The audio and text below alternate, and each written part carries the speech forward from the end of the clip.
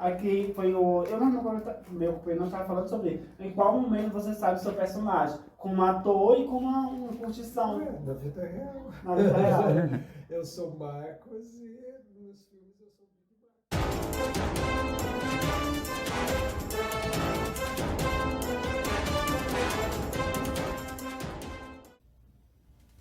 Olá galera, boa noite. Muito obrigado a vocês, os novos seguidores que entraram agora, os bem-vindos, 1.500 seguidores que entraram na minha plataforma. É com muita gratificação entregar para vocês um bom conteúdo, tá gente? Quando eu entrei no meu Instagram, vi muita gente seguindo lá, é muito gratificante para mim. Vamos continuar no engajamento, vamos comentar, muitos comentários vai me levar mais à frente, né? Diante do meu trabalho, que eu quero levar e entregar um conteúdo belíssimo para vocês. Bom gente, hoje estou aqui com o meu convidado, o Big Marcos, que ele é ator, é produtor, e estou aqui para algumas perguntas bem quentes para ele. E com a interação de vocês também. Vou fazer minhas primeiras perguntas, depois vocês podem estar jogando as perguntas bem quentes de vocês para o Big Marcos, né Big? Obrigado, gente. Obrigado pelo convite, eu agradeço. Obrigado às pessoas que estão online. Façam as perguntas, mas sejam bem sutis nas perguntas, viu? Não vou responder nada tão picante, viu? É isso aí. Quantos anos você tem? Eu tenho 46 anos já. E quando começou as suas gravações nas produtoras? Então, eu comecei na realidade em 2006 como diretor. E somente em 2011 que eu acabei indo para frente das câmeras. Foi muito engraçado porque eu estava tentando fechar um contrato com uma produtora internacional e eu tinha que mandar o material para eles. E eu acabei marcando com algumas pessoas de São Paulo para gravar. E numa das gravações, um dos atores acabou faltando na gravação. Sim. E o ator, quando chegou, ele falou, eu posso fazer com você. E eu acabei fazendo essa cena sem nenhum objetivo de me tornar ator, porque eu já fazia produção e direção antes. E eu acabei fazendo, finalizando o trabalho, acabei mandando 4 cenas para essa empresa internacional e eles me responderam que não tinham gostado de nada. Que não gostaram das cenas que foram enviadas e que acabou faltando química entre os atores. E que só gostaram de um ator branco que tinha na cena e que eles queriam 4 cenas com ele. E o ator branco era eu. E acabei tendo essa difícil decisão de pensar assim, faço ou não faço, e acabei indo. Certo. Quando você começou sua carreira no mundo de entretenimento adulto e como foi? Foi assim, então o que aconteceu? Em 2001 eu já tinha, eu sempre gostei muito de pornô, em 2001 eu já comecei a gravar algumas transas assim, eu tinha um amigo que ele era cameraman, filmava casamentos, e eu acabei pedindo para ele filmar algumas cenas particulares minhas só para sentir como que era fazer um pornô. Como eu não tinha atores, eu acabei eu mesmo fazendo com pessoas que eu acabava transando. Comecei em 2001, quando foi em 2004 eu consegui fazer um filme com 4 cenas. E eu mandei para uma produtora de São Paulo, as 4 cenas, e eles olharam e acharam interessante a ideia do que eu estava propondo, mas que ainda faltava lapidar o que era o mercado de São Paulo. E somente em 2006 que eu acabei gravando o primeiro filme para essa produtora.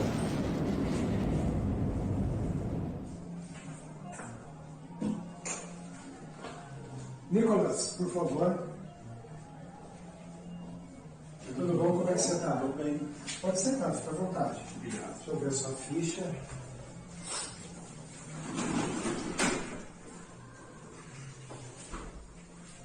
Quanto tempo faz do teu acidente, Nicolas? Já tem 20 dias, doutor. 20 dias? Tá doendo? Tá tomando os antibióticos? Estou tomando tudo certinho, só incomoda um pouco por causa da tala, mas tá tudo ok. Tá fácil pra lavar tudo? Tá tudo sob controle. Eu queria saber quando que eu vou conseguir estar tirando ele. Quanto tempo mais eu vou ficar com ele? Tem doído? Bastante. Conforme o movimento, acaba tá incomodando. Tá bom. Deixa eu só examinar você. Pode ficar sentado. Pode ficar sentado? Sim, eu já vou checar aqui, você já vê. Aquela última consulta foi até tranquilo. Bom, o antibiótico você já parou, né? Parei, agora pode esperar o tempo para tirar a tala, né, que o senhor falou. Eu queria é seu ajudante, doutor? Hoje ela não pôde vir, né? Ela teve que ir no médico e eu acabei dando liberação para ela. Foi bem melhor para mim, né? Não tem como. Às vezes é necessário, mas no teu caso é um caso bem simples. E você também é a minha última consulta hoje. Vem, pode deitar. Deita com a cabeça virada para lá, por favor. Isso, lá com bastante calma. Vou tirar aqui o chinelo, né?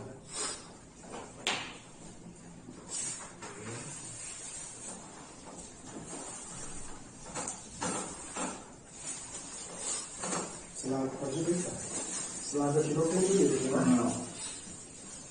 Deixa eu ver aqui.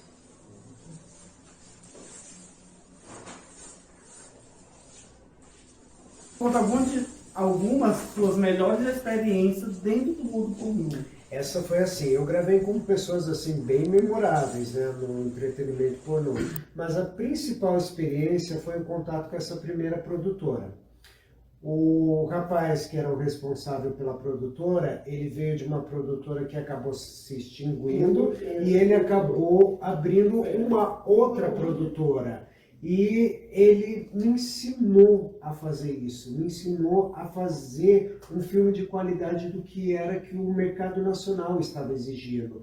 Então eu tive assim, eu sempre digo, eu tive um grande padrinho, que foi o dono da antiga empresa chamada Pau Brasil, o Pietro, que me lapidou, eu vim com a vontade e ele me lapidou para que o mercado precisava no segmento pornô.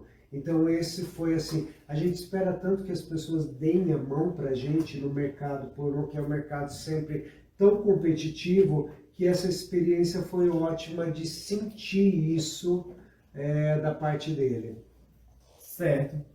Como você teve de lidar com algum tipo de preconceito com você para lidar com o ator que você é hoje? Então, na realidade, o preconceito como ator eu não cheguei a ter, porque como eu te disse, eu comecei em 2011 como ator, que a gente já está na geração da internet. Sim. Então tudo estava muito mais simples, você acabava consumindo pornografia na internet muito fácil em 2011, então já era relativamente normal. Mas eu comecei como diretor, e eu sou de uma cidade pequena, né? Uma cidade grande, não chega a ser assim.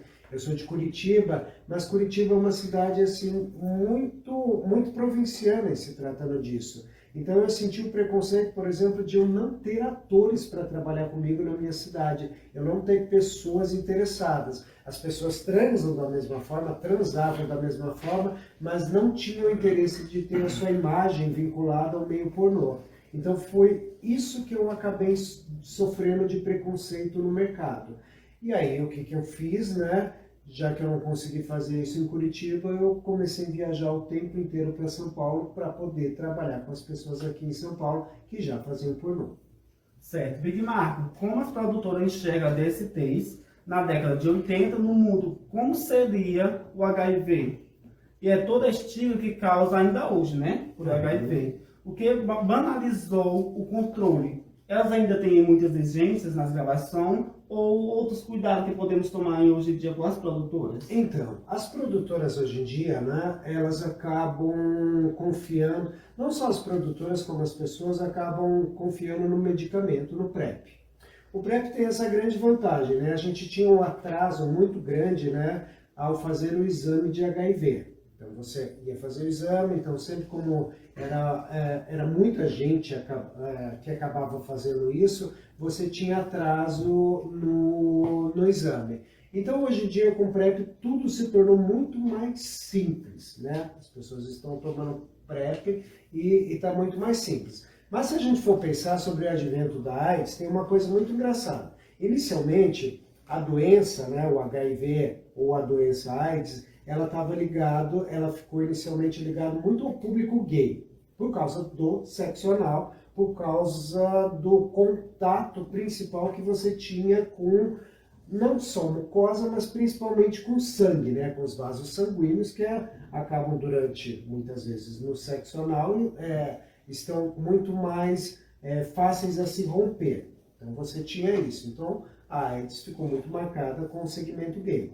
As produtoras no Brasil, ainda hoje e durante um tempo, as produtoras gays e a heterossexual, ela botou a camisinha na década de 80, na década de 90, 2000, ainda para frente, foi até mais ou menos 2010. As produtoras internacionais gays também aderiram à camisinha, mas em compensação, as produtoras de filmes heterossexuais, internacionalmente falando, bem poucas usaram a camisinha. Mas por quê? Porque eles tinham o exame feito no dia.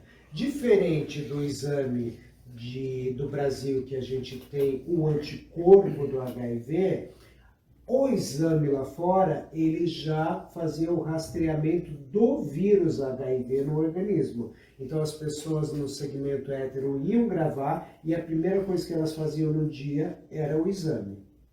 Então, tudo acabou melhorando muito. Mas o PrEP tem essa vantagem, claro, né, de todo mundo estar mais seguro em se tratando do HIV e da AIDS, né? Não se fala mais da doença AIDS, se fala só do HIV, né?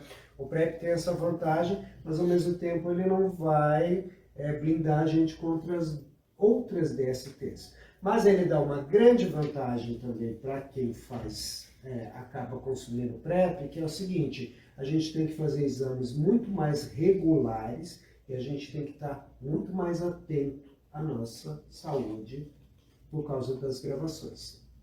Certo. Quais as produtoras você já trabalhou? Bom, inicialmente eu trabalhei no Brasil com a Pau Brasil, né, do Pietro. Né? Antes, a primeira produtora que vinha tão grande que ele veio dessa produtora foi a Frenesi, e depois ele saiu e acabou montando a Pau Brasil. Eu trabalhei com ele na Pau Brasil. Depois da Pau Brasil, eu acabei fechando o contrato de ator e de produtor da Macho Funker. Eu trabalhei com a Latin Boy Z, eu trabalhei com a Treasure Island, eu trabalhei com a Omen e eu trabalhei com a Rolling Strokes. Algumas delas eu trabalhei como ator, outras não. Por exemplo, a Latin Boy Z, que trabalhava com meninos novos, eu não trabalhei como ator, eu só produzi para eles. Produzi e dirigi material. Certo. Você foi o primeiro a dirigir alguns atores. Como foi trabalhar com essas pessoas sem experiências? É engraçado, porque você via na época, como eu trabalhei com o mercado, inicialmente com o mercado nacional, né, com a Pau Brasil, mas a Pau Brasil eu só trabalhei com 2 filmes, e o terceiro filme que eu produzi para eles acabou sendo vendido para Sex Boys. As Sex Boys eram aquelas revistas que você tinha um DVD na banca, que inclusive durante muito tempo eu escrevi para esse segmento essa editora que vendia DVD na banca. Eu escrevi para vários segmentos deles, matérias, entrevistas, comportamento. Então o terceiro filme que eu produzi para a Pau Brasil, eles acabaram não comprando e foi enviado para Sex Boys, né? E depois eu trabalhei com vários atores que acabaram estreando. Então sempre você via assim, o mercado internacional era muito mais rigoroso do que o mercado nacional. Nós precisávamos de 1 hora de cena, nós precisávamos de ensaio fotográfico solo dos meninos, de todas as posições e tal, de cueca, sem cueca, frente, trás, e a gente precisava de fotos de cada cena. Então, eu que era relativamente rápido para fazer uma gravação, eu demorava 2 horas e meia para fazer todo esse material. Houve atores que chegaram a demorar 4 a 5 horas para conseguir fazer todo esse material de 1 hora, mais foto e ensaio fotográfico. Então, foi bem bacana, porque alguns estreantes que continuam no mercado hoje em dia, eles viram que trabalhar comigo não é porque eu queria, era muito mais rigoroso às vezes do que fazer as produtoras nacionais aqui, era muito mais puxado. E aí o que eles viam assim, tipo, se eu fui dirigido pelo Big Marco, se eu conseguir entregar um material de qualidade, é sinal que eu vou acabar conseguindo muito mais fácil com as outras produtoras. Frank, hoje a gente tem um convidado muito especial, que é o Big Marcos, Então vamos dar um salve também para todo mundo que está assistindo a live hoje. Galera, seja bem-vindo. Vocês estão entrando agora na live de nossas gravações. Pode mandar muitas perguntas que o Big Mac vem bem quente para poder responder todos vocês. Qualquer dúvida pode perguntar, que o Big Mac está aqui pronto e preparado para responder todos nós. E tem uma perguntinha bem quente, viu? Big Marcos, o que te dá mais prazer? Atuar ou dirigir profissionalmente falando? É muito complicado responder isso, né? Eu gosto de atuar, verdade. Dá prazer, na realidade, atuar porque a gente está lidando com sexo ali. Então chegam alguns atores que é até muito engraçado. Tem os atores que eles simplesmente vêm ali para gravar, entregar a cena, e tem atores que não. Que eu já abro a porta do estúdio, às vezes, ele já está me agarrando no corredor e me beijando e tudo isso. Então é extremamente engraçado quando isso acontece, quando a pessoa vem ali com vontade realmente de transar. Eu diria assim, eu gosto muito de dirigir. Eu gosto muito de dirigir porque eu tenho um olhar de fora, e quando eu estou atuando, nem sempre eu consigo ter o olhar de fora, eu só vou ter o olhar de fora na hora que eu estou editando. Então eu diria, meu maior prazer é dirigir dois atores e entregar uma cena muito boa, que eu tenho a visão do que dá tesão e o que o espectador vai gostar. Quando você está em cena, você não consegue ter essa visão, você só vai ter essa visão na hora que você colocar o material para editar do que é bom ou do que não é bom. Certo. Você foi o primeiro a dirigir alguns atores. Como foi sua experiência? Como foi essa experiência? Então, foi muito engraçado. Eu peguei os atores que já tinham vindo de produtora e eu peguei os atores assim bem novatos. Eu digo assim, os atores que estavam estreando sempre foram muito mais tranquilos de trabalhar do que os que vieram de produtoras. Alguns que vieram de produtoras acabaram vindo com determinados vícios de produtora. E os que estão iniciando, você acaba ensinando ele como fazer aquele tipo de coisa. Você entrega para ele o não colocar a mão na frente, não olhar para a câmera às vezes, e essas coisas que é muito fácil você lidar.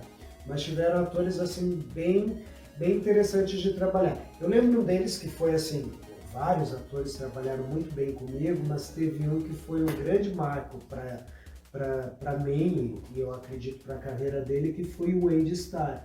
O Andy Starr tinha recém-estreado como ator, tinha feito Hot Boy, já tinha uma significância lá, e ele acabou vindo filmar comigo e sendo filmado para Motherfucker.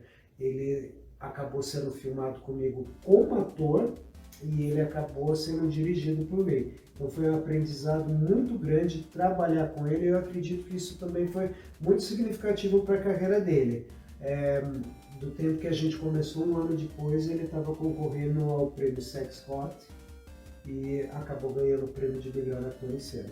Inclusive o prêmio foi uma coisa muito engraçada. Eu também fiz uma das cenas, que é uma das cenas mais vistas no meu canal, que é o Meu Terapeuta Me Fudeu, que foi feita para o concurso do prêmio Sex Hot. Infelizmente, aquele ano, eles tiraram a categoria gay, e daí eu não entrei no segmento. Foi no ano exatamente que o Marcos Goiano acabou concorrendo como ator revelação LGBT.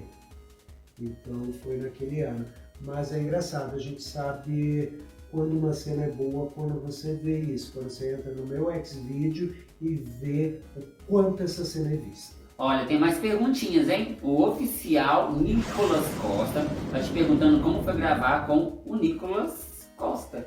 O Nicolas Costa foi muito engraçado gravar com ele. A gente tinha conversado através do nosso amigo Mauro, que está aqui no estúdio, que cedeu o estúdio aqui para você todo. O Mauro me indicou o Nicolas já tinha visto o material meu, e o Nicolas foi engraçado pelo seguinte, o Nicolas realmente estava com a perna quebrada, né? Todo mundo acha. E daí dentro disso, a gente olhou e falei, gente, a gente vai ter que fazer uma coisa temática, a gente não vai poder ignorar o fato de você estar realmente com a perna quebrada. E eu acabei fazendo o papel de médico dele. E ele estava, assim, relativamente tenso comigo, e eu estava muito tenso pelo fato de ele estar com a perna quebrada. pensando assim, quais posições vão ser tranquilas para ele não machucar a perna.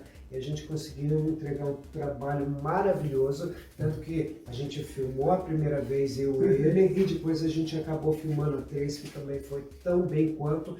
E eu digo o seguinte, gente, a cena que a gente filmou a 3 foi incrível, porque o Nicolas tem uma coisa assim, ele consegue fazer tanto ativo quanto passivo tranquilo na mesma cena.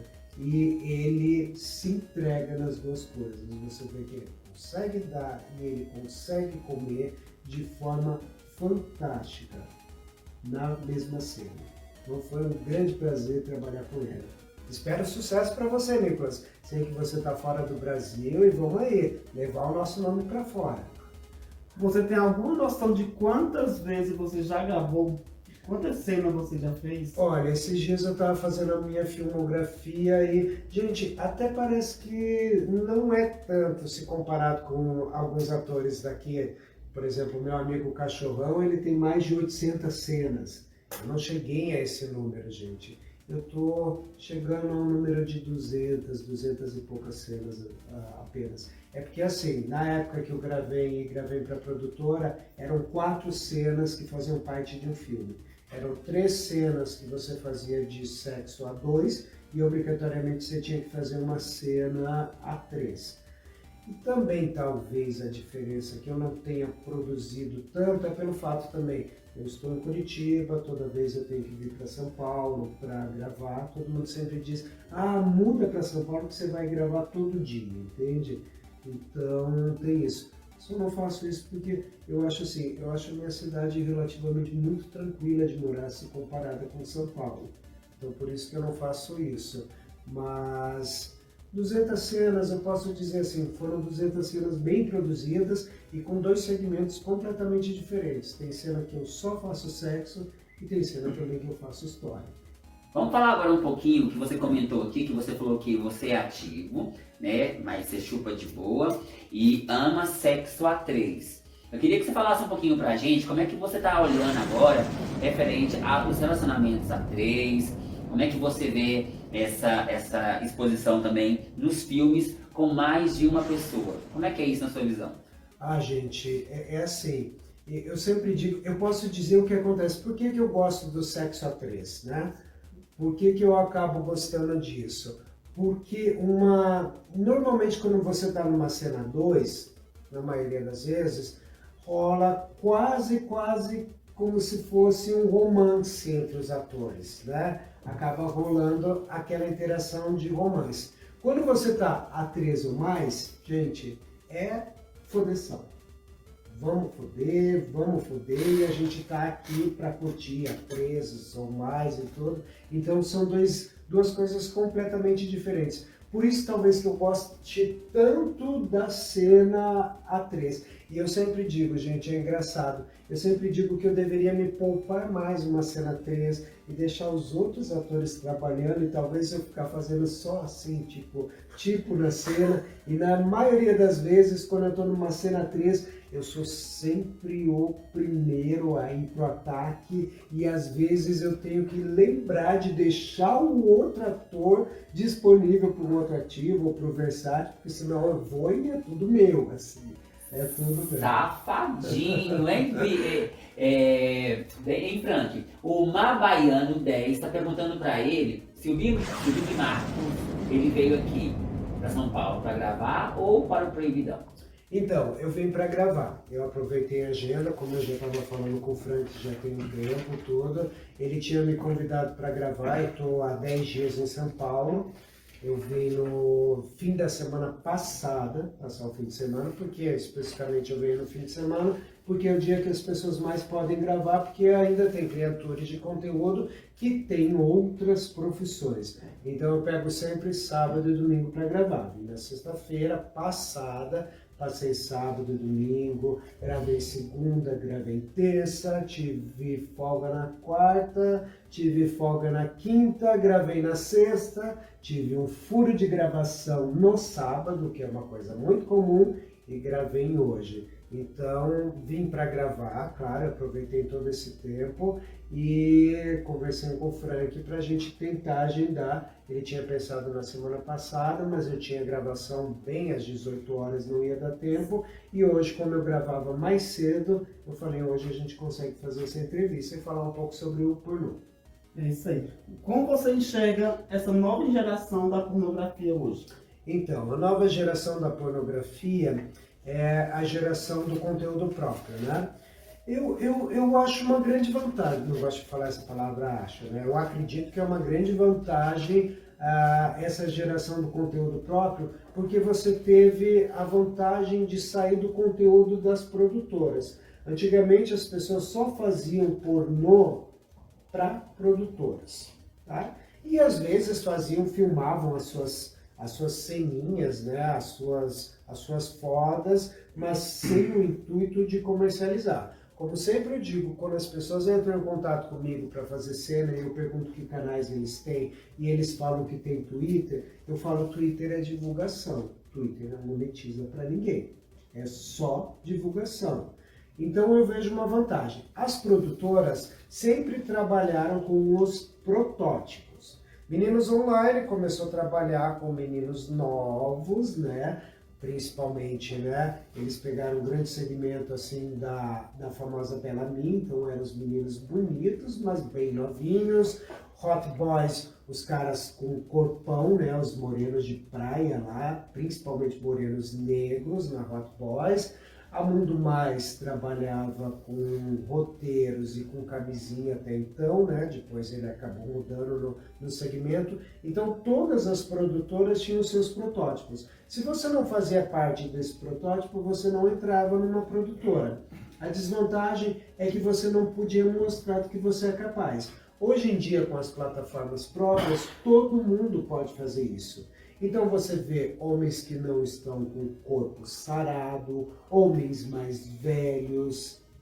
Então você tem todo um segmento diferente de pessoas que podem mostrar do que são capazes. Por exemplo, o OnlyFans. O top do OnlyFans é um rapaz que ele não faz cena de sexo, ele só se masturba. E ele é o top do OnlyFans. Ele teve essa vantagem de emplacar ali na plataforma. Você não vê, ele deve ter recebido talvez propostas milionárias de empresa, mas ele não faz cena de sexo, ele só faz cena se masturbando. Então deu essa oportunidade das pessoas mostrarem outros segmentos. Porque se a gente for olhar internacionalmente, o Daddy, o cara mais velho, que você não tem no Brasil nas produtoras, né? Hoje em dia eles até estão colocando um pouco. A Treasure Island, por exemplo, que foi uma empresa que eu trabalhava, eu não era padrão para a Treasure Island. Eles gostavam só dos caras mais velhos, com mais corpo e com pelos ou carecas e tal. Então eles gostavam desse segmento. Lá fora é completamente diferente. Você tem vários nichos, as produtoras daqui infelizmente tinham isso, mas teve a vantagem de ter o perfil próprio. Eu vejo assim, a única coisa que acontece é que eu sinto muito dessa geração não ter passado pelas produtoras, porque eles às vezes não aprenderam o que é ter profissionalismo. As produtoras marcavam uma gravação com você e daí tinha 2 câmeras, 2 fotógrafos, parava uma van ali na Love Story, 6 horas da manhã de uma segunda-feira, vocês entravam, vocês iam para um sítio para gravar, tinha roteiro, tinha alimentação, tinha exame, tinha tudo isso. Se o ator falhasse no dia da gravação e não aparecesse ali, acabou para ele, a produtora não chamava mais ele. Então o que acontecia? As pessoas tinham muito mais responsabilidade e profissionalismo. Hoje em dia, por exemplo, ontem eu tive uma falha de um rapaz que já estava bem conversado e a gente ia gravar às 15 horas da tarde, ele não respondeu a minha mensagem, ele não fez questão nenhuma disso, não apareceu na gravação, tá? Porque talvez as pessoas pensem assim, se eu não gravei com o Big Marcos, ele é 1 no meio de 1 milhão. Não gravo com ele, mas eu gravo com outro, porque tem muito mais oferta hoje em dia, né, de atores do que na época no antigamente, né? Você via sempre os mesmos atores fazendo, às vezes, hétero, bi e gay, né? E hoje em dia você tem uma variação muito maior de atores. Frank, o Puto Barev está perguntando pro Big Mark se ele abriria uma produtora. Ah, gente, isso é uma coisa muito polêmica. Polêmica eu não diria assim tão polêmica. Eu estava essa semana almoçando com o Paulo, que ele está agora na Machoflix, a nova produtora no mercado aqui. Então, para quem não lembra tudo, a Machoflix teve uma grande participação agora que fez o Suruba do Patrick Garcia com 28 caras. Então você teve lá a Machoflix junto nesse projeto. Comentem com ele que as produtoras estão sofrendo muito hoje em dia no mercado. Por que elas estão sofrendo? Porque a concorrência dos atores às vezes está complicada para eles. É tanta gente no segmento que vale mais a pena talvez eu assinar o OnlyFans, ou OnlyPlay, ou Privacy de um ator por um valor muito mais baixo do que assinar um site de uma produtora. Então, eu não vejo talvez a ideia ainda de montar uma produtora, mas talvez eu veja a possibilidade de continuar produzindo para o mercado internacional, que eu sempre fiz isso. Eu nunca fui dirigido por uma produtora. As pessoas podem achar assim, ah não, mas o Marcos acabou sendo dirigido. Não, as produtoras encomendavam o trabalho para mim e eu acabava mandando o trabalho para eles. Conversava com eles, aprovava o ator, às vezes aprovava o roteiro e eu acabava mandando material para eles. E eu nunca fui padrão das produtoras porque eu comecei no pornô como ator tarde demais, gente. Eu comecei depois dos 30 e poucos anos. Então eu comecei tarde demais, magricelinho, tudo. Eu não era padrão das produtoras do que eles buscavam na época. Então acho que por isso que eu acabei nunca fazendo produtora nacional. Eu gostaria de ser dirigido por uma produtora nacional que fizesse um ótimo roteiro para que eu pudesse trabalhar. Ia gostar mais ainda se fosse indicado ao Prêmios Sex lá e eu, nossa, se fosse indicado e entrasse na categoria como nós fizemos, o Meu Terapeuta Me Fudeu, eu ia ficar muito feliz com isso. Déjà vu é assim, quando você olha para uma pessoa e você tem a impressão que você conhece ela. Olha lá aquele carinha sentado ali. Eu acho que eu já conheço ele de algum lugar. Você tá deve ter comido frente. Não comi, ó. O sozinho daquele, eu acho que não ia dar mole pra mim, não. Sei lá, né? Logo que é uma gracinha, pega ele. Ah, não sei, não.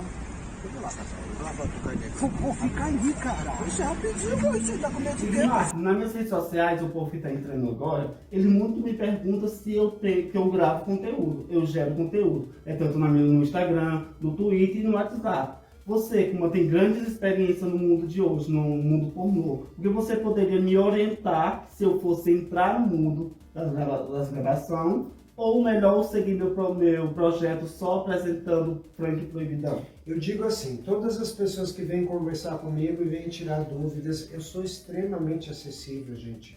Eu digo assim, eu acho que a gente que trabalha com o público e o público assiste o meu conteúdo, o público assina o meu canal, eu acho que a gente tem que ser extremamente acessível com o público. Às vezes é relativamente chato quando eles veem você, por exemplo, só como um objeto sexual. Às vezes é chato isso. Eu sempre digo assim, divida duas coisas. Big Marcos, vocês vão ver no filme. Falar comigo no pessoal ou me ver no dia a dia, você vai falar com o Marcos, que é uma pessoa totalmente diferente, muito mais calma, muito mais tranquilo. Então, o que acontece? Eu retorno sempre quando as pessoas falam para mim, porque eu acho assim, se a gente lida com o público que consome, a gente tem que ter, é o nosso trabalho, a gente tem que ter o respeito de responder às pessoas. E nisso tudo, sempre algumas pessoas querem fazer pornô e vêm perguntar para mim, como que eu entro nessa área? Eu sempre digo, você tem duas possibilidades.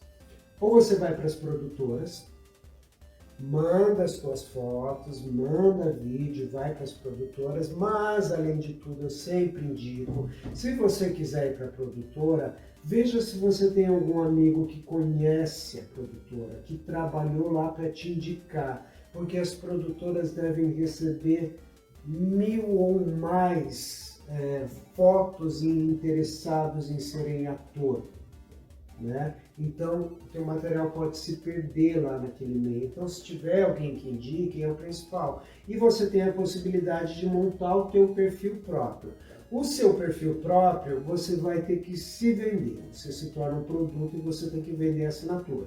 Você tem que divulgar no Twitter, você tem que divulgar no Facebook, você tem que divulgar no Instagram para fazer as pessoas assinarem o teu canal. Então, você tem que estar se vendendo o tempo inteiro. Mas, principal, tenha noção da exposição, porque isso pode ser prejudicial para quê? Para a tua vida familiar, para os teus relacionamentos e para o seu trabalho. Nem todo mundo vê a pornografia como uma coisa glamurosa, uma coisa bonita. Por quê? Porque nós temos um estigma na pornografia que vem do passado, que é o seguinte, eu sempre digo, eles pensam que, primeiro, quem faz pornografia sempre está vendendo corpo, ou seja, é garoto de programa. Todo mundo que faz pornô é garoto de programa. Todo mundo que faz pornô é um puto de plantão, fode só por foder, tá? Daí eu digo assim, pessoas que fazem pornô têm má formação escolar, mal sabem ler, mal sabem escrever, terminaram até o ginásio, e eu conheci pessoas muito inteligentes na pornografia, pessoas muito educadas na pornografia, e daí conciliam isso também com o fato de você ser drogado. E tem uma coisa mais que eu sempre digo, tem uma coisa mais também que eu digo assim, e às vezes você tem que ser briguento. O estigma é assim também, você é uma pessoa briguenta para fazer parte do pornô. Tipo, por exemplo, se um ator não vem, você vai lá, mete a boca nele e ameaça ele de morte. Olha, todo mundo, a gente tá vendo aqui a sua entrevista, a gente sabe que você é um monstro, a sua história é muito grande, tem muito conteúdo e você fala muito sobre produtoras. Mas a gente tá vendo muito no mercado que está sendo gravado muitos filmes caseiros.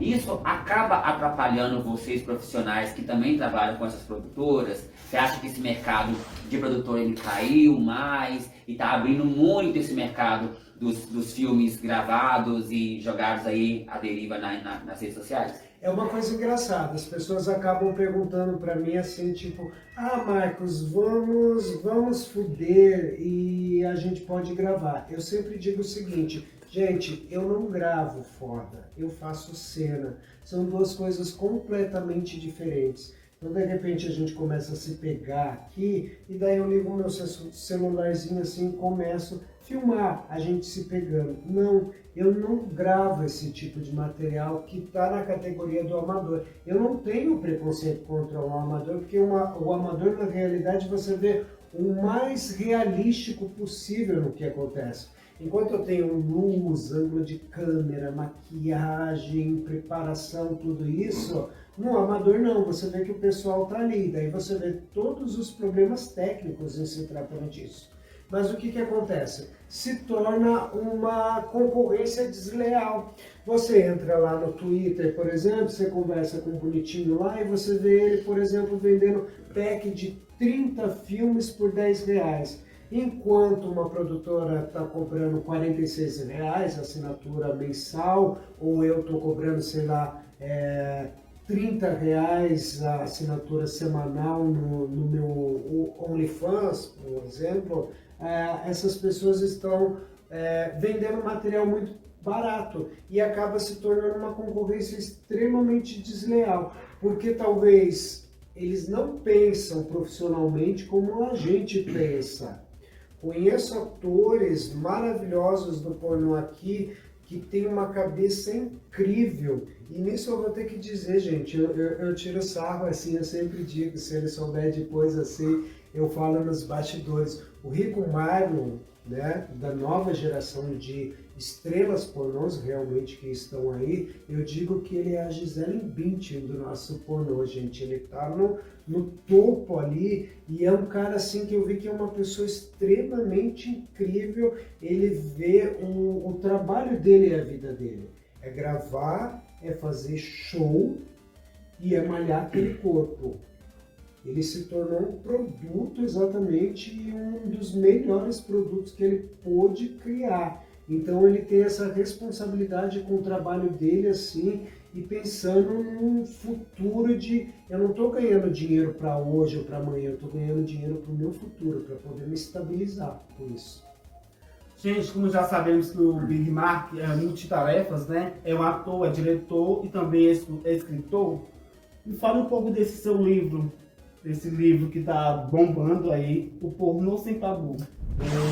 Eu usei o nome X-Rated, que era a extensão que era usada nos filmes pornográficos. Quando você ia na locadora, normalmente você não via no DVD ou no VHS, você não via escrito X-Rated. Algumas vezes você via, mas normalmente tinha sempre assim, XXXXX, né, e tudo e tal. Hoje em dia as pessoas, né, colocam isso assim como tamanho de pênis, né? Conforme você vai colocando aqueles XXXXX, né? O pessoal assim, tipo, usa como tamanho de pênis. Não, mas não era. O XXX era X-Rated, a extensão. O que eu fiz? Eu fiz um projeto de TCC sobre a década de ouro no cinema pornô nos Estados Unidos, no mercado heterossexual, a década de 70 e a década de 80. Por que nos Estados Unidos eu usei? Ele ficou muito famoso porque Los Angeles era a grande cidade da pornografia, a cidade da prostituição, a cidade dos shows pornográficos e a cidade do filme adulto. As pessoas iam para Los Angeles, né? Por causa de Hollywood, para se tornarem grandes estrelas de cinema, e acabavam não conseguindo isso e acabavam sendo absorvidas pelo mercado pornô. Chamava e falava, a gente tem uma oportunidade para vocês. Então, muita gente que trabalhou no cinema convencional e talvez não tiveram mais oportunidade ou quiseram mudar de área, eles foram para o segmento pornô. Então, por isso que no TCC eu falo sobre os anos 70 e 80, no livro não. No livro eu falo desde do que era considerado pornô até a geração internet. Eu faço muita referência de filmes, de série, de atores atuais que tem nos segmentos de streaming e principalmente eu falo também, eu dou uma passada pelo Brasil, dizendo que a origem da pornografia no Brasil, ela vem da antiga pornochanchada. Bora falar de lucros? A gente estava aqui pesquisando também sobre a sua carreira. Fala pra gente um pouquinho de como a pornografia é monetizada hoje, de onde vem esse dinheiro e por que ainda é lucrativo se tem tanto conteúdo de graça nas plataformas. Então, o que acontece, né? Você tem que saber vender um produto. Então, quem souber vender esse produto sempre vai ter mais lucro. E você tem que gerar bastante conteúdo. Então, essa é a grande diferença para você pensar. Muitas pessoas podem pensar em entrar no segmento e não emplacar. Você tem que ter um diferencial. Você tem que ter um diferencial. Eu digo um grande diferencial, e outra pessoa que eu admiro muito também no segmento pornô é o Marcos Goiano. Eu tive a oportunidade de dirigir ele. Gente, eu não estou menosprezando vocês, todo mundo que trabalhou comigo, assim, todo mundo é especial, mas eu falo dele, no caso, assim. Qual foi o diferencial do Marcos Goiano? Marcos Goiano, a gente vê que ele sempre pegou as maiores pirocas do Brasil, e de fora, porque ele gravou fora, então esse foi sempre o diferencial dele. Ele fez cena com atores que estrearam com ele e acabaram estourando no mercado aí, por terem feito cena com ele. Esse é o diferencial dele. Então você tem que pensar muito bem em qual é o meu diferencial para fazer isso. Talvez eu esteja no segmento, esteja mais tranquilo, porque eu venho de uma geração muito mais antiga e eu já tinha firmado meu nome antes de chegar às plataformas próprias. Porque eu imagino que se hoje em dia eu tentasse OnlyFans e emplacar no OnlyFans, por exemplo, isso não ia acontecer comigo. Eu já era conhecido internacionalmente antes de montar a minha principal plataforma, que é o Xvideo, que eu realmente tenho visualizações e lucro é no Xvideo, né, por views, e na parte paga, que é o Red. É no que realmente eu emplaco, porque eu fiquei famoso lá antes mesmo de montar a minha página há 4 anos atrás. Agosto desse ano, agora, agosto, está completando 4 anos do meu canal no Xvideo. Então, eu já tinha cenas lá que alguém puxou da Mashfucker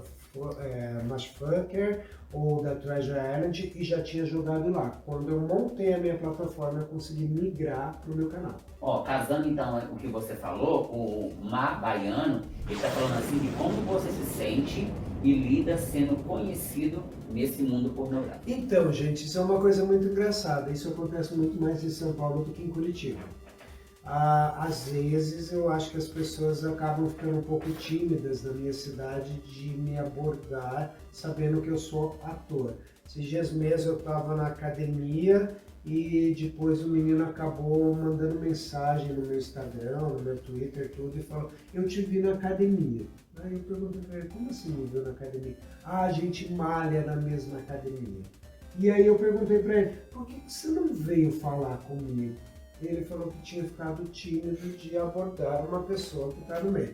São Paulo é outra história, gente. As pessoas realmente vêm aqui, elas conversam com você, elas te abraçam na rua, elas te convidam para tomar um café e tudo isso. Então, é tranquilo de lidar, é relativamente tranquilo. A única coisa que eu confesso que às vezes eu fico um pouquinho irritado em se tratando disso é quando as pessoas não sabem diferenciar o Big Marcos do Marcos e acabam me objetivando como se eu sempre tiro sarro, como se eu fosse um pinto falante, sabe?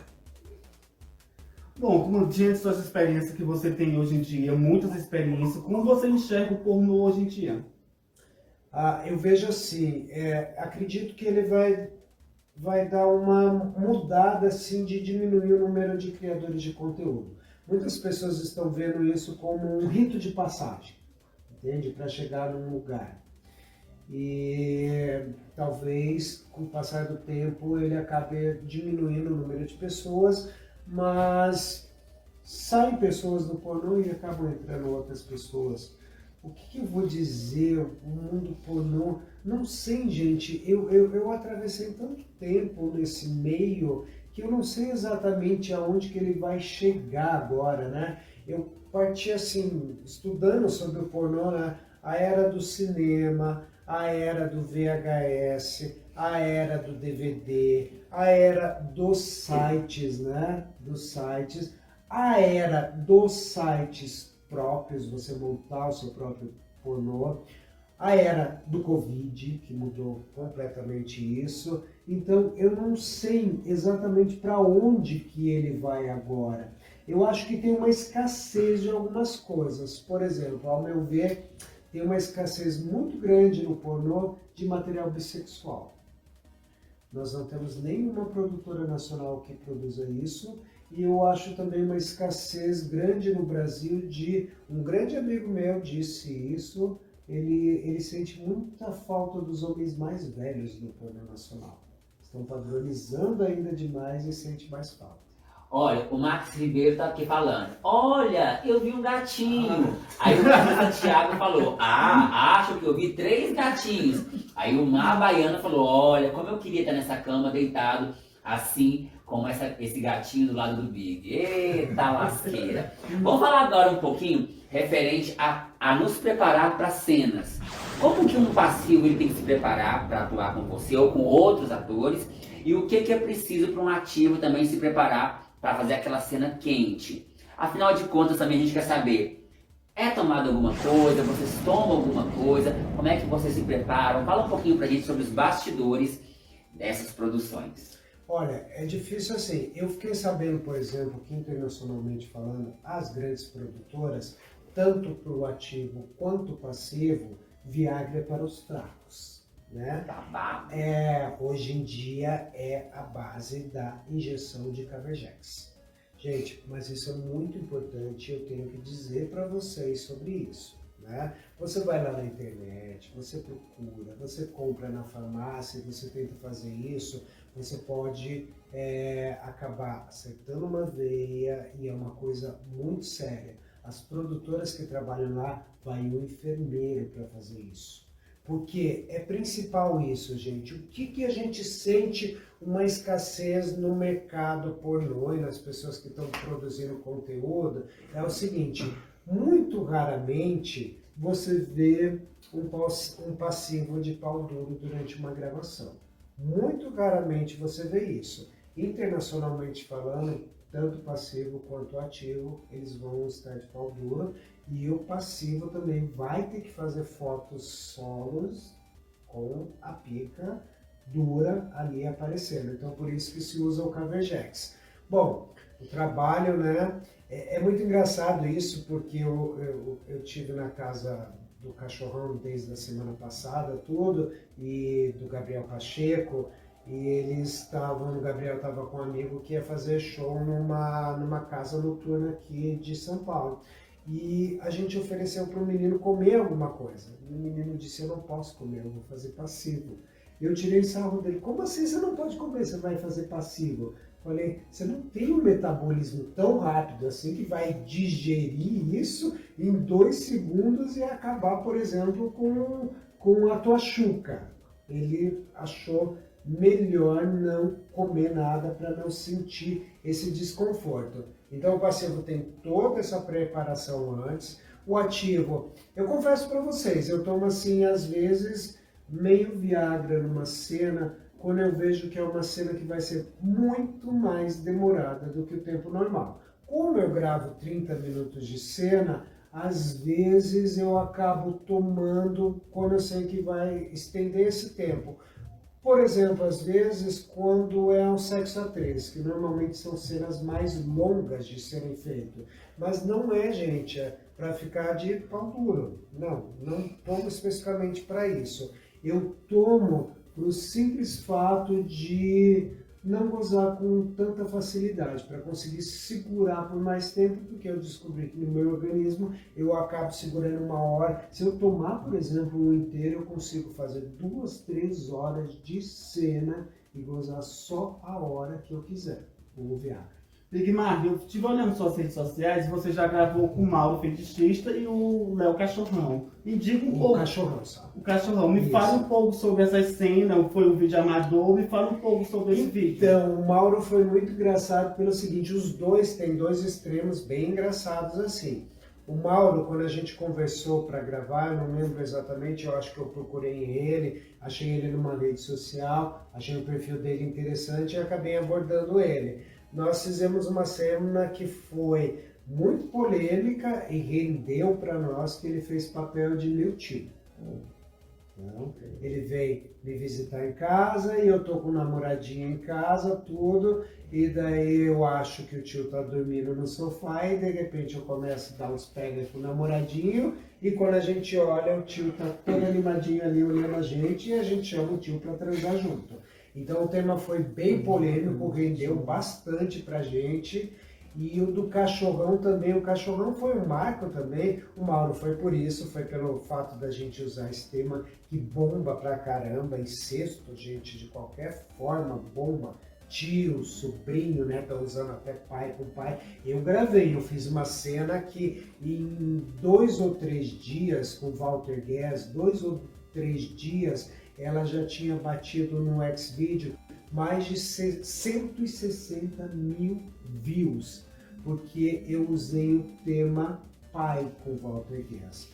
Mas o tema pai foi da seguinte forma, ele é meu pai e acaba vendo no meu quarto eu transando com outro menino e o menino chama ele para transar junto. Então a gente não tem interação entre nós dois, é o pai e o filho transando com o menino. Uma cena. Isso. Do modo como era tio, eu não via empecilho nenhum em a gente ter uma interação em cena. Então esse tipo de tema acaba bombando muito, apesar que está ficando muito restrito, porque as plataformas internacionais estão barrando o tema incesto. A pornografia sempre foi considerada um território sem lei, hoje em dia já nem tanto. Determinadas coisas estão sendo barradas no pornô. E o Cachorrão foi engraçado, porque o Cachorrão foi o meu primeiro vídeo de broderagem e foi um dos primeiros vídeos que eu faço sexo oral, eu, como passivo, fazendo sexo oral. Até então, na época que eu gravava, por exemplo, Macho Funk, ele fiquei famoso em outras produtoras, o ativo não podia chupar o passivo. E depois que eu tive o perfil próprio, eu acabei entrando em contato com o Cachorrão e eu fiz a primeira cena de broderagem com ele. Ele ativo, eu ativo, não rola penetração entre nós dois, a gente só se curte no oral. Eu acabei repetindo essa fórmula depois com o Luigi e depois eu fiquei muito mais à vontade para as outras cenas em mamar passivo tranquilamente, porque eu vi que o povo gosta. É que antigamente, se no ativo mamava um passivo, era uma coisa assim que às vezes os passivos que gostavam de você acabavam tendo um certo preconceito com você. Versátil, então, é uma coisa complicadíssima. Se soubessem que o cara dá e come, gente, você acabava perdendo. Hoje em dia as pessoas estão muito mais liberais nesse tratamento disso. Vai macho, né? Vai, macho. Bom, o oficial Nicolas Costa falou assim que quando ele vir ao Brasil, porque ele vai ao Brasil, ele quer fazer então uma cena com o apresentador e o Big Marcos juntos. Será que tinha possibilidade? Olha, eu sou facinho. Agora tem que ver se o apresentador, né? E venha Nicolas rápido que eu tô prestes a me aposentar por idade. E o Mabaiano 10, ele falou assim, olha que massa, eu já fiz uma cena com pai e filho. Essa cena bombou e você, Big Marcos, qual cena você me indica ou um tipo de aventura? As pessoas estão gostando muito de cenas em locais públicos hoje em dia. Aquela relação do perigo em locais públicos, né? Então, sempre. Eu, particularmente, eu também gosto muito... essas cenas sempre bombam. O meu gosto pessoal, eu gosto muito de cena muito bem arrumada. Quando eu fiz essa do Meu Terapeuta Me Fudeu, a gente teve toda uma preparação de luz, de cenário, de roupa para transformar aquilo numa coisa assim realmente verossímil, verdadeira. Então eu gosto muito disso, gente. Eu gosto e eu assim, eu tô doido para fazer cena de terno. Tô doido. Eu acho que a maioria diz assim, e o terno assim, tipo o fato de talvez você não tirar tudo. Eu tinha um grande diretor que eu era fã, o Jean-Daniel Cadinot, em francês, eu escrevi uma matéria sobre ele. O Jean-Daniel Cadinot, ele fez 2 filmes chamados Service Active, que se passava no exército. E o filme é tão incrível que tem cenas que o cara só abaixa a calça. Você tem uma transa assim, tipo, os caras de farda somente abaixando a calça. E era uma coisa que eu achava incrível. Então eu estou muito curioso para fazer. É um dos objetivos ainda fazer cena de terno. E eu estou pensando em fazer advogado. Chuveiro queimando, será? Ah, como sempre, né? Tem que dar uma arrumada ali, ver o que aconteceu. Deixa eu ver aqui. Bom, deixa eu ver o que está acontecendo. Bom, imagino que a água não está esquentando, né? Isso. A fria está muito. Então, esse tipo de chuveiro, o que acontece? A maioria das vezes é resistência. Se você olhar lá o cabeamento não está queimado. Você tem que pegar e ver se tem uma resistência aí. Beleza. Aí. Vamos de rapidinho então com o convidado? Bora? Fistar ou ser fistar, Marcos? Gente, eu não faço passeio, né? Então, se alguém assim, tipo, falar, deixa eu enfiar o punho no seu rabo, vai levar uma porrada e eu vou acabar quebrando os dentes do bonito. Chupar ou lamber? Chupar. Chupar? Chupar. Lamber. Também. É engraçado, não, é rapidinho, tudo bem, eu entendo. Mas teve uma assim, eu fui gravar com um cara que também eu fiz uma broderagem, por isso que eu parei também.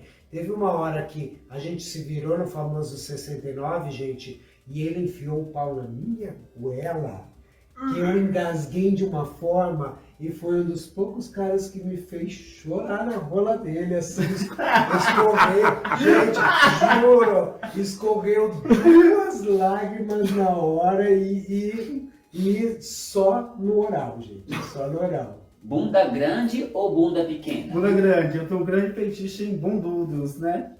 Eu gosto de bunda pequena. Na realidade, é porque, gente, eu sou pequena demais. Não é que eu não goste de bunda grande.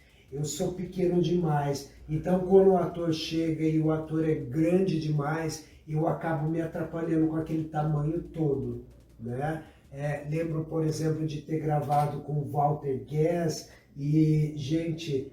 o Walter foi muito engraçado porque o Walter é gigante, gigante. Eu me senti uma formiguinha perto dele. A sorte é que, por exemplo, quando a gente gravou, tinha um passivo pequeno junto.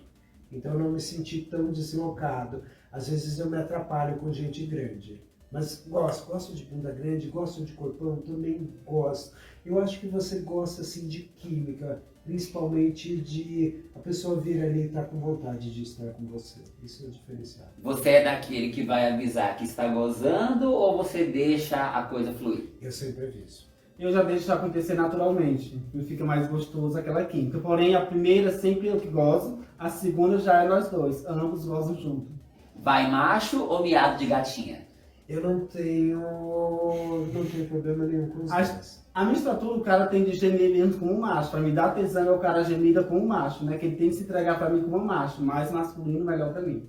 Vocês são contra ou são a favor de brinquedos eróticos na hora H? Eu sou super favorável, gente. Eu gosto às vezes de brincar só sem realmente fuder. Só brincar. Gosto. Bom, praticamente já gosto tanto de freestyle, já tenho um grande feitiço e estou até preparando o psicológico do meu namorado para tudo isso, que eu quero realizar esses feitiços tudo é com ele.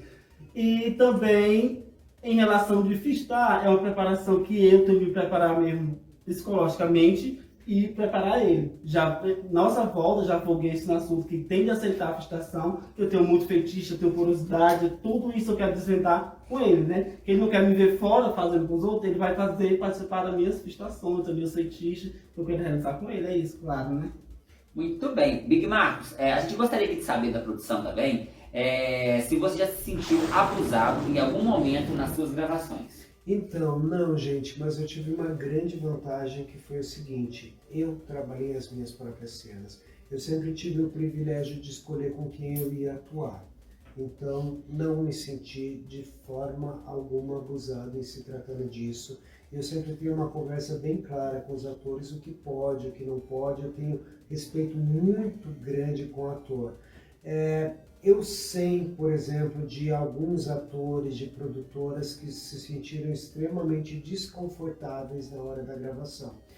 É porque assim, gente, como a gente parte desse estereótipo que a pessoa é um objeto sexual ali, às vezes talvez esqueçam de tratar eles com o respeito devido.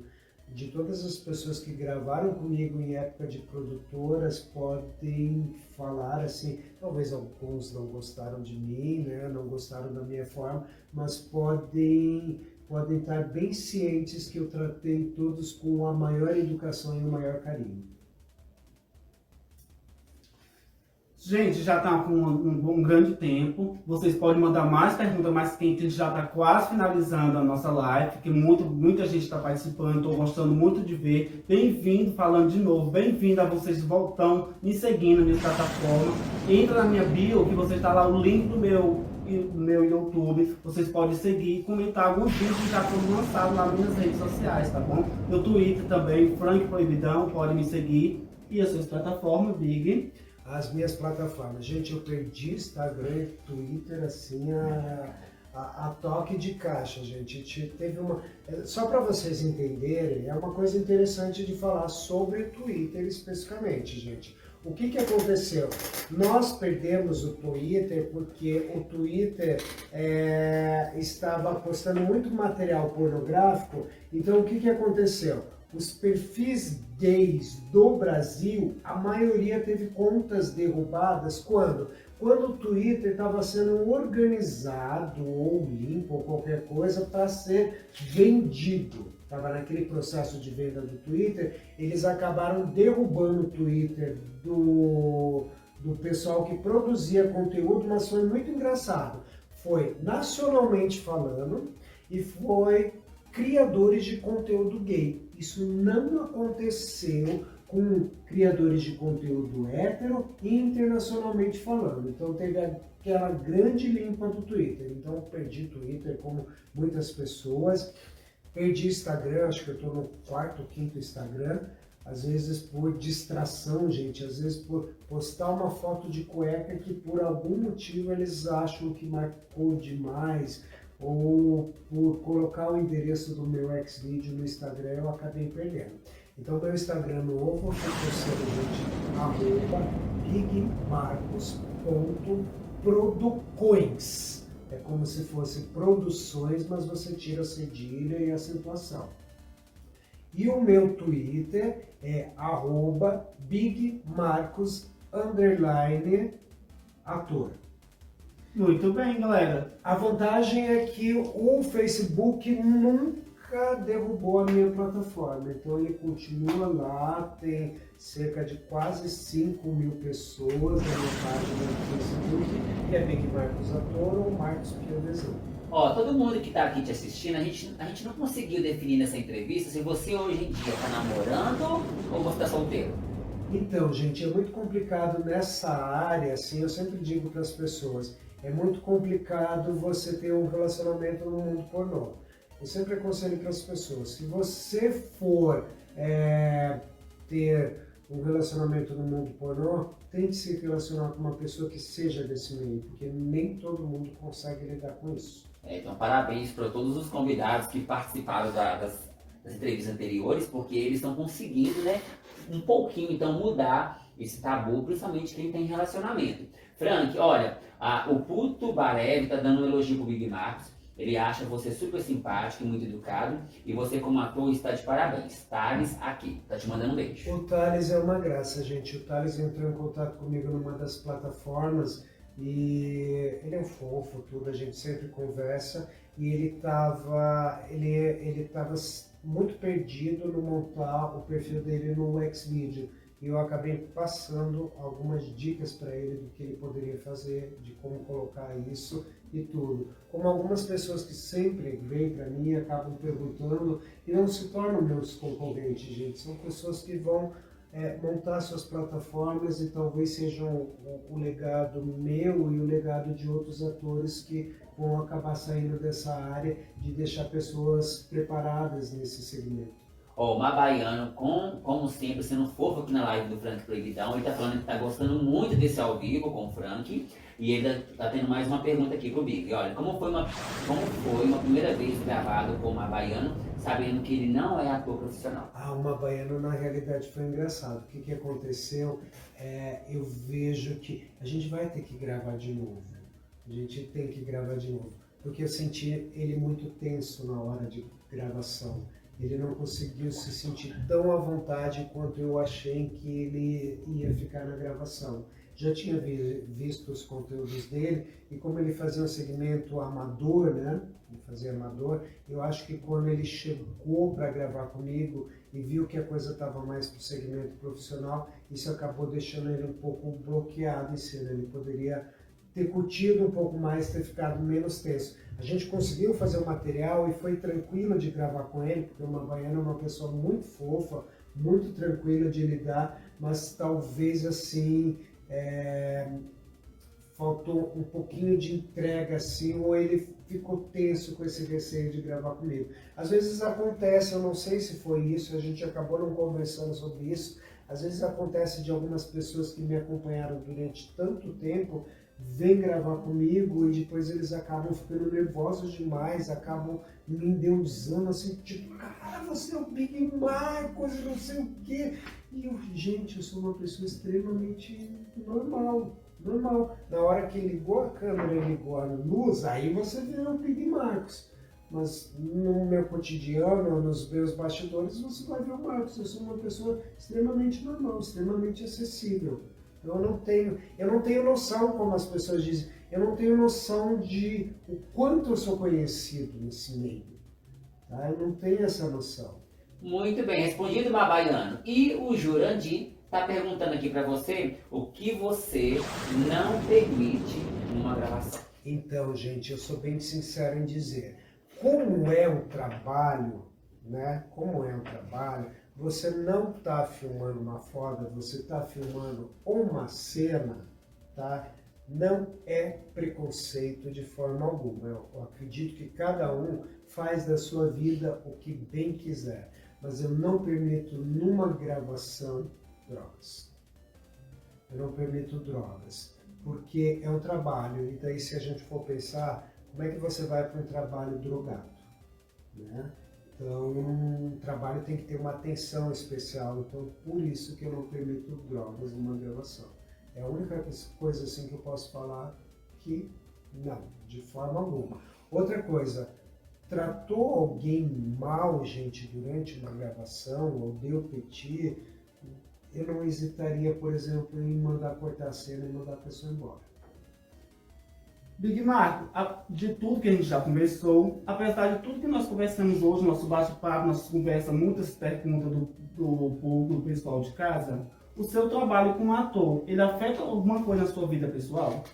Não afeta, não afeta nada assim. É porque é muito engraçado, né? Primeiro, o que acontece, gente? As pessoas às vezes talvez não me reconheçam, não reconheçam o cara do vídeo com a pessoa do cotidiano, do dia a dia. Então não reconhecem. E eu não, tirando as pessoas que são do meio, o segmento gay, os assinantes, as minhas plataformas de conteúdo pornográfico, tudo, tirando essas pessoas, eu não fico falando muito o que eu faço, entende? Se me perguntarem, por exemplo, vou numa entrevista de um banco para pedir um financiamento, eu tenho CNPJ, né? Eu tenho CNPJ de empresa, tudo. Então, meu CNPJ é de edição de vídeo. Se, por exemplo, no banco perguntarem, mas você faz o quê? Eu vou dizer, eu sou criador de conteúdo. Ponto.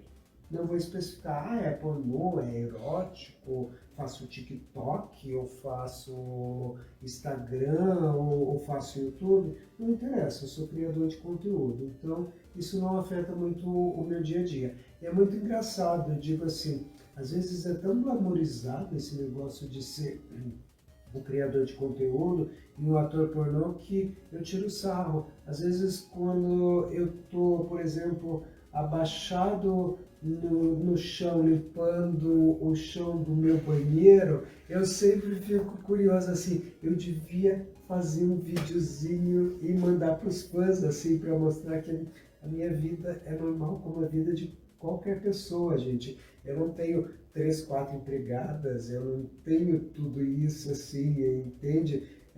E eu tenho uma vida normal. Bom, gente, muito obrigado pela participação de vocês na nossa live. Estou gostando muito. Muita gente inovando no nosso projeto, muita gente mandando perguntas. Estou gostando de ver. No WhatsApp, muitas perguntas do pessoal, tanto no grupo do WhatsApp que eu criei especificamente só para nosso podcast. Muita gente se oferecendo para poder vir. Gente, primeiro eu estou pegando os criadores de conteúdo, o povo que grava conteúdo, que tem um público já bastante conhecido para oferecer a minha plataforma. Mas vou trazer muita gente, muitos casais se oferecendo, tanto os casais de hétero como os casais de bi, muitas lésbicas também se oferecendo a participar, vai ter a oportunidade de todo. Eu não estou com o estúdio ainda montado, estou nessa estrutura agora nova, mas tem muita novidade por aí pra gente, tá? Vou trazer muito povo, não é só o público pornô que faz gravação que vai estar passando por meu estúdio não, tá bom? Big, muito obrigado por sua participação, com imensa satisfação de receber o meu projeto. Não tá com uma CD para lhe receber, mas assim, quem começa, tem que começar de baixo, né? Não pode começar de cima. Sim. Eu agradeço, gente, o convite de vocês. Eu vejo de uma forma muito importante a gente mostrar que a pornografia não se trata só de sexo. Ela se trata sobre negócio, gente. Um dos negócios mais rentáveis do mundo. Ele está competindo com a indústria da moda, ele está competindo com a indústria de cosméticos. E por que é um negócio que funciona tão bem dessa forma? Porque ele explora as tuas fantasias. Então é bem importante, eu até tinha dito para você, quando a gente foi fazer a entrevista, a gente tinha conversado, eu queria falar mais desse lado de direção, eu queria falar mais desse lado de produção, eu até tinha te falado, não tenho preconceito nenhum de ficar com o peito de fora, de ficar de cueca aqui. Eu falei, gente, eu só quero assim, tipo, me cobrir e ficar mais vestidinho, porque a gente vai falar sobre a pornografia de uma visão muito mais séria do que simplesmente sexo. Como eu disse, isso é um negócio, isso é a carreira de muita gente e é isso que está fazendo muitas pessoas conquistarem um lugar ali na frente, conquistarem os seus objetivos de vida. Isso que eu digo, gente, se você quer fazer pornô, tenha a noção disso, tenha a noção da exposição, tenha a noção da passagem do tempo que você vai ter. É uma profissão que você tem um tempo de vida curto. Eu digo assim, o meu tempo no pornô, por exemplo, é igualzinho se a gente multiplicasse, igualzinho o gatinho que a gente multiplica a idade dela por 3, né? Então é a mesma coisa. Falar, por exemplo, que eu tenho 11 anos como ator e falar que eu tenho 15 anos ou mais como diretor, gente, é multiplicar isso por 3, porque é muito tempo que eu estou no segmento, principalmente passando por todas essas mudanças tecnológicas que eu passei durante esses anos. De começar a gravar com analógico e digital, hoje em dia trabalhando com digital, com um simples celular. Então, agradeço isso, gente. Sejam muito bem-vindos sempre às minhas plataformas, vou estar sempre disponível lá, gente. E gostaria que vocês absorvessem muito isso sobre o que é o pornô por trás do pornô. Muito bem, gente, um forte abraço, um forte beijo para vocês.